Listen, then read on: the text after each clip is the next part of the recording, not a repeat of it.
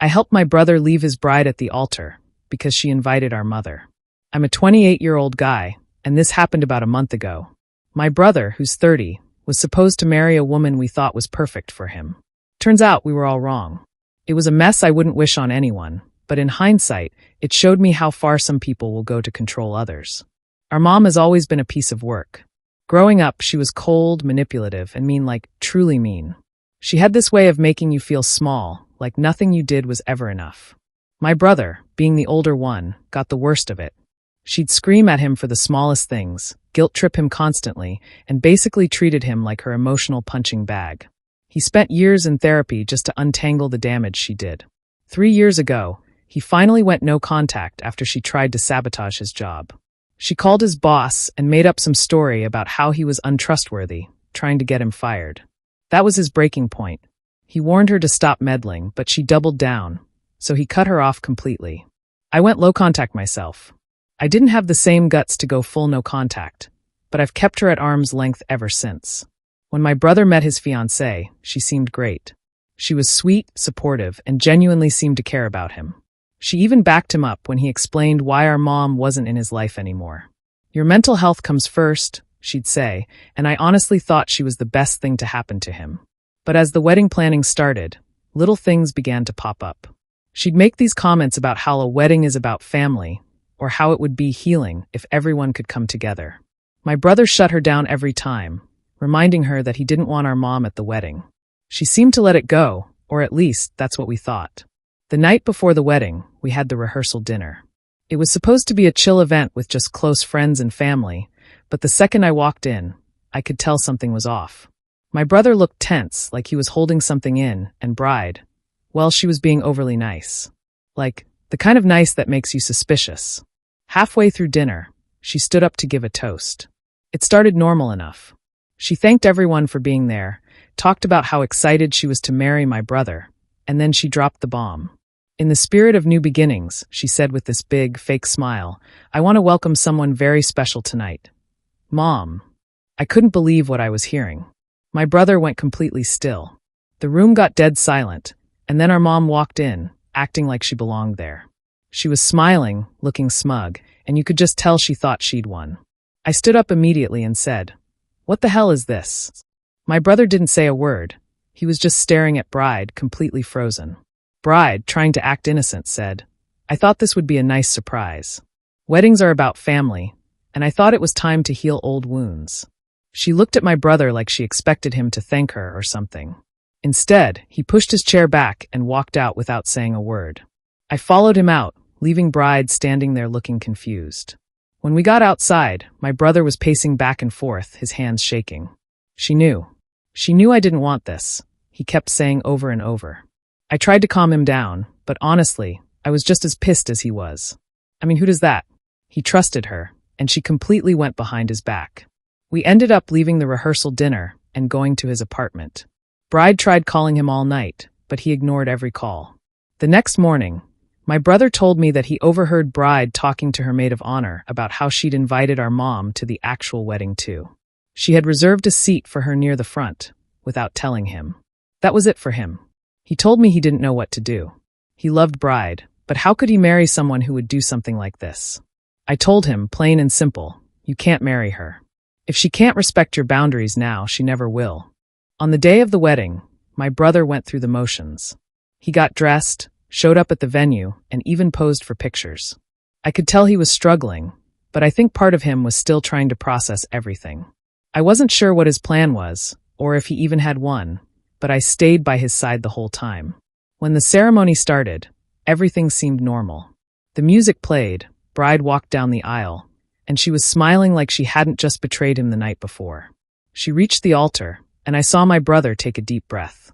He turned to the officiant and said, loud and clear, I can't do this. The whole room went silent. Bride looked at him, her smile faltering. What are you talking about? She whispered, her voice shaky. He didn't hesitate. I told you I didn't want my mom here. I made that clear from the beginning. You went behind my back, lied to me, and did it anyway. If you can't respect this boundary now, how can I trust you with anything else? Bride's face turned red, and she started crying. You're humiliating me, she said, her voice cracking. You can't do this to me. Before he could respond, our mom stood up from her seat and yelled, "How dare you embarrass her like this? You're acting like a child." That was it for him. He turned to her and said, "You're the reason I'm here right now saying this. I didn't want you here. I told you to stay out of my life, and now you've ruined the one relationship I thought I could trust." Then he turned back to Bride and said, "I'm done." And with that, he walked out. I didn't think twice, I followed him. We left together, ignoring the chaos behind us. I could hear Bride crying and people whispering, but I didn't care. My brother needed someone to have his back, and I wasn't about to let him deal with this alone. We went back to his apartment and spent the rest of the day talking about everything. He was hurt, obviously, but he was also relieved. "I don't know why I didn't see it before," he said. "She's just like Mom, always needing to be in control, always thinking she knows what's best for everyone else." I told him he did the right thing. Marrying someone who disregards your boundaries is a disaster waiting to happen, and it's better to walk away now than spend years trying to fix something that can't be fixed. For a week, things were quiet. Bride didn't call, our mom didn't show up, and it seemed like they'd finally gotten the message. But of course, that didn't last. Bride came back swinging. My brother got a letter from her lawyer, demanding that he reimburse her for all the wedding expenses. Everything from the venue to the catering to her dress. She claimed he'd caused her emotional distress, and that he owed her for wasting her time. As if that wasn't enough, she started posting about him online. She wrote these long posts about how he abandoned her at the altar and gaslit her for years. She even tagged mutual friends and tried to turn them against him. She wanted to make him look like the bad guy, and she wasn't holding back. My brother was crushed. He showed me the letter and the posts, and I could see how much it was weighing on him. "What am I supposed to do?" he asked. "She's trying to ruin my life." I told him, "We fight back." I started by gathering evidence. Over the years, Bride had sent countless texts and emails to my brother, and I went through all of them. I found messages where she admitted to secretly inviting our mom to the wedding and talked about how it would be a beautiful moment. I also took screenshots of her social media posts, especially the ones where she was lying about what happened. Then I reached out to her lawyer and sent them everything I had. I made it clear that if Bride didn't drop her demands, we'd countersue for defamation. I also shared the evidence with some of the mutual friends she'd been trying to manipulate. Once they saw the truth, they started calling her out publicly. Within days, Bride deleted her social media accounts and backed off completely. Her lawyer sent a letter saying they were dropping all claims, and that was the end of it. Or so we thought. Just when we thought it was over, my mom decided to get involved again. She wasn't content with the chaos she'd already caused. She needed to take things further. Somehow, she found out where my brother worked, and she started calling his employer. She pretended to be a concerned client and made up stories about how my brother was unstable and unfit for his position. She even filed fake complaints about his performance, hoping to get him in trouble. At first, my brother didn't realize what was happening. He noticed his boss acting distant and some co-workers avoiding him, but he thought it was just because of the stress from the canceled wedding. Then HR called him in for a meeting and told him they'd received multiple complaints about him. That's when he pieced it together. He called me right after the meeting, and I could hear the frustration in his voice. "She's trying to ruin my career again," he said. "I can't believe she's doing this." I told him, "We're not letting her get away with it. This ends now." We started by contacting his HR department again. This time, we didn't just explain the situation, we came prepared with proof. I had old emails and messages from my mom, showing how she'd tried to sabotage his career in the past. I also suggested he file a police report for harassment to create an official record of her behavior. The HR team was surprisingly understanding. They promised to flag any future complaints from her and assured my brother that his position wasn't in jeopardy. But I wasn't satisfied with just stopping her. She needed to know we weren't playing around anymore. I went to her house unannounced. When she opened the door, she had this smug look on her face, like she thought she'd gotten away with everything. I didn't waste time. I held up a folder of evidence and said, "If you don't stop, we're filing for a restraining order. You've already done enough damage." She tried to play the victim, of course. "I just want my family back," she said, her voice trembling like she was about to cry. I wasn't buying it. "You don't get to destroy his life and call it love," I told her. "Stay out of his business, or I'll make sure you regret it."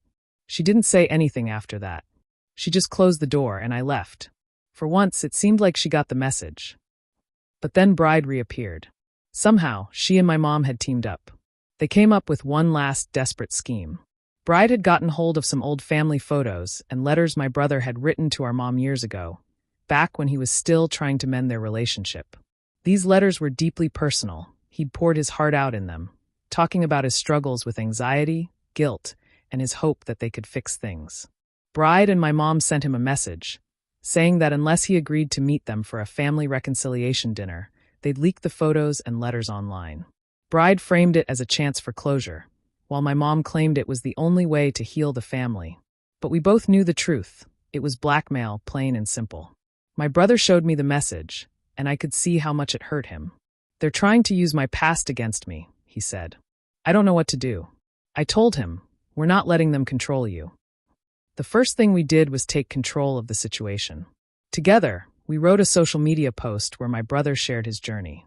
He talked about his struggles with anxiety and his attempts to reconcile with our mom in the past.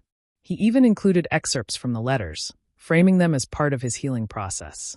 He didn't name Bride or our mom directly, but he made it clear that certain people were trying to use his past to hurt him. The response was incredible. Friends, co-workers, and even acquaintances flooded his inbox with messages of support. By sharing his story on his own terms, he stripped Bride and our mom of their power. They couldn't use the letters against him because he'd already laid everything bare.